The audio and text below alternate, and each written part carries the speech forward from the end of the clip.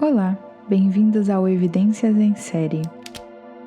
Eu sou Jéssica Lhadef e estou gravando para você da cidade do Rio de Janeiro, onde fazem 31 graus e tem um belo céu em minha janela agora. O episódio de hoje é uma história sobre relacionamento, envenenamento e carisma.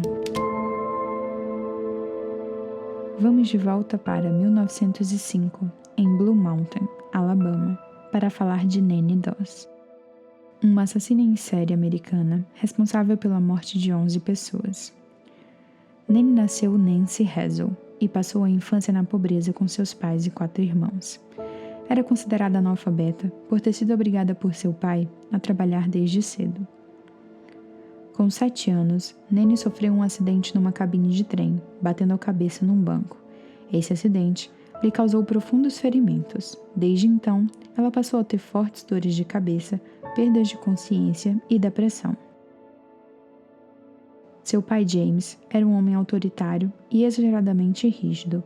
James proibia as filhas de se produzir ao sair de casa.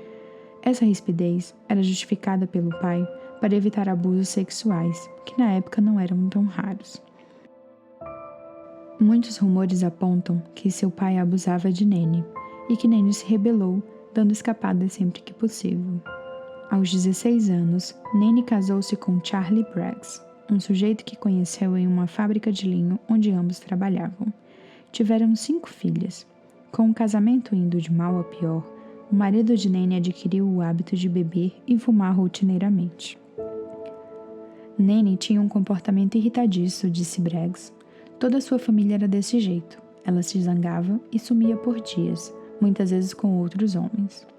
Aqui surgem as primeiras desconfianças a respeito de Nanny. 3 filhos do casal morreram cedo. O marido de Nanny alimentou algumas suspeitas sobre isso. 2 bebês mostraram sintomas graves de problemas estomacais antes de morrer. Após 8 anos de brigas, Braggs pediu divórcio. E percebendo que Nanny era incapaz ou não queria cuidar das filhas, ele manteve a mais velha consigo e encaminhou a outra para viver com o pai de Nanny. Com 24 anos, Nanny casou-se com o operário Robert Harrison, um sujeito alcoólatra e com antecedentes por roubo. Mesmo assim, o casamento durou 16 anos. Enquanto isso, Melvina, a filha mais velha de Nanny, engravidou e acabou dando à luz a uma menina prematura de apenas 7 meses. A sua mãe teria auxiliado no parto, mas o bebê não resistiu e acabou falecendo. Melvina, no pós-parto, referiu ter alucinado e visto a mãe enfiando uma agulha na cabeça de sua filha. Melvina teria deixado seu outro filho, Robert, aos cuidados de Nanny. Quando voltou, misteriosamente a sua mãe lhe deu a triste notícia de que seu filho havia morrido. A autópsia concluiu que o falecimento se deu por asfixia, mas por causas não conhecidas. Tais fatos nunca foram esclarecidos para a filha, de modo que Melvina começou a se afastar da mãe. Em 1945, após uma noite de boemia em comemoração ao fim da Segunda Guerra Mundial, o seu segundo marido, Harrison, voltou para casa e estuprou Nanny. Indignada com a violência sofrida, Nanny encheu uma garrafa vazia de uísque com veneno de rato. Robert tomou uma dose da bebida e morreu. Aqui começa o período mais ativo de Nanny em relação aos envenenamentos, principalmente de seus maridos. Nanny então casou-se pela 3ª vez com um sujeito chamado Earl Lanning, que bebia muito e era um namorador inveterado. Entretanto, logo após o casamento, o seu esposo faleceu supostamente por insuficiência cardíaca. Passados alguns dias, Nanny conheceu o seu 4º marido em uma boate em Kansas, Richard Morton. Ele, ao contrário dos outros, não era alcoólatra, mas em compensação, Nanny achava que ele era infiel. Segundo Nanny, ele ia à cidade todo bem vestido. Em uma viagem para a Carolina do Norte, Morton comprou um conjunto de anéis. E Nanny tinha apenas uma certeza: ele estava saindo com outra pessoa. Mais tarde, a polícia especularia que Morton havia comprado os anéis para a própria Nanny. Mesmo com os ciúmes, ambos começaram a morar juntos, e quando a mãe de Morton mudou-se para sua casa, em 1953, Nanny entendeu por envenená-la. 3 meses depois, era Morton quem perderia a vida. O quinto e último marido foi Samuel Doss, que morava em Tulsa, em Oklahoma. Nanny e Samuel casaram em 1953. Para manter seu padrão e se livrar do marido, Nanny preparou uma enorme tigela de ameixas secas cozidas, acrescentando veneno à vontade. A iguaria levou Doss ao hospital por 23 dias, mas não acabou com ele. No dia seguinte ao seu regresso, Nanny serviu o café com um pedaço de veneno de rato, e o truque deu certo. Os assassinatos de Nanny estavam com os dias contados quando um médico local suspeitou do motivo pelo qual Doss, que havia recentemente recebido alta hospitalar, falecera e solicitou uma autópsia, onde foi constatada uma quantidade assustadora de arsênico em seu organismo. Os dias de liberdade de Nanny haviam chegado ao fim. Na noite de sexta-feira, 26 de novembro de 1954, após a morte do quinto marido, Nanny foi presa e interrogada pela polícia sobre o arsênico que havia sido encontrado no corpo de Doss. Ao lembrar do ocorrido, inicialmente riu sem parar e fez brincadeiras sobre arsênico, autópsias e casamentos infelizes, o que a levou a ficar também posteriormente conhecida como a Vovó Risonha. Durante o interrogatório policial, confessou ter matado Samuel Doss porque era muito pão duro, colocando veneno de rato em seu café. Em seguida, contou ter assassinado Earle e Richard, alegando que eram idiotas. As confissões não paravam por aí. Nanny também relatou ter matado seus filhos e netos. Disse finalmente que tudo o que queria era ser amada e encontrar o verdadeiro amor como nos livros. Aqui é importante fazermos um adendo na história.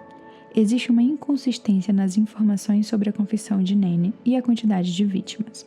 Alguns afirmam que ela confessou as mortes de seus filhos, netos, mãe e marido. Em outras fontes, não são confirmadas essas informações. O irmão de Sam Doss apontou furos na história de Nanny. Ele desconfiava dela. Nenhuma mulher viajaria milhares de quilômetros ou mais para casar com um simples trabalhador. Ele testemunhou Nanny torturando o puritano Sam Doss, fumando deliberadamente e vestindo roupas escandalosas. Ele a considerava uma mulher muito inteligente. No dia 15 de dezembro, antes do seu julgamento, em uma audiência preliminar, o juiz decidiu enviar Nanny a um manicômio para que os médicos pudessem determinar se ela era ou não insana. Nanny tinha grandes expectativas sobre suas férias no manicômio. Lá, comemorou seu 50º aniversário. Depois de algumas avaliações a respeito da sua sanidade mental, em 1955, Nanny Doss foi conduzida a julgamento pela morte de Samuel Doss. A sessão ocorreu em Tulsa, Oklahoma. Questionada sobre o motivo que levou a praticar os crimes, Nanny explicou que o comportamento criminoso decorreu de um acidente sofrido na infância. Segundo um relatório de um dos médicos que avaliou Nanny, ela era uma mulher perspicaz, inteligente, calculista, egoísta e narcisista, cujo comportamento agressivo sob frustração liberou sua hostilidade contra homens, particularmente seus maridos. Em 17 de maio de 1955, Nanny surpreendeu a todos ao se declarar culpada. Achou que assim teria uma pena mais branda e até conseguiria ser transferida de volta para o manicômio. Nanny foi oficialmente declarada sã e, com a declaração de culpa, ela era oficialmente uma assassina. Nanny Doss foi condenada à prisão perpétua pelo homicídio do quinto marido. Ela jamais foi julgada pelos outros assassinatos ocorridos em Alabama, Carolina do Norte e Kansas. Durante todo o tempo em que ficou presa, na penitenciária estadual de Oklahoma, nos Estados Unidos, Nanny foi uma prisioneira exemplar, sem jamais se envolver em quaisquer acidentes. Costumava fazer piadas com as agentes penitenciárias e rir excessivamente. Considerava a prisão um lar. Mas o que significava lar para Nanny? Ela se ressentia por seu pai ter deixado sua mãe e destruído seu núcleo familiar. Ela moldou os assassinatos de seus maridos como alguém que estava desiludida por amor. Nanny parecia ter ideias muito específicas sobre os papéis que o marido e a família deviam desempenhar e reagiu furiosamente quando as pessoas a desapontavam. Nanny faleceu de leucemia em 2 de junho de 1965, exatamente 10 anos após ter sido presa. Assim terminamos o caso Nanny Doss. Nanny foi considerada uma assassina incomum para a época. Apesar de seu método, o envenenamento, ser bastante utilizado por assassinas do sexo feminino, Sua aparência inocente e seu sorriso fizeram as autoridades duvidarem de seus crimes, e o próprio juiz de seu caso não condená-la à pena de morte. Nanny seria a primeira mulher condenada a esse tipo de pena em Oklahoma. O podcast Evidências em Série é um podcast em formato de storytelling.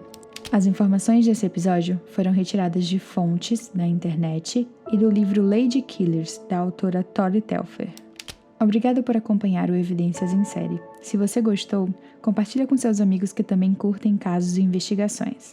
Abraços e até o próximo episódio.